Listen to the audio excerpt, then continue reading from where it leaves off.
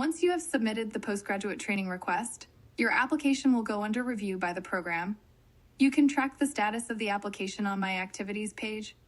The status for the request will show as under review.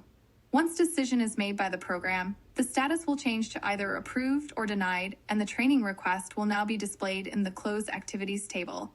Program may return the training request for corrections if any discrepancies are identified during the review process. Participant must resubmit the request by the new due date. Participant will receive a portal message email if the request is returned for corrections. The status for the request will show as returned to participant. Once program reviews your postgraduate training request and makes a decision, you will receive communication from the program in form of a portal message email and official decision letter.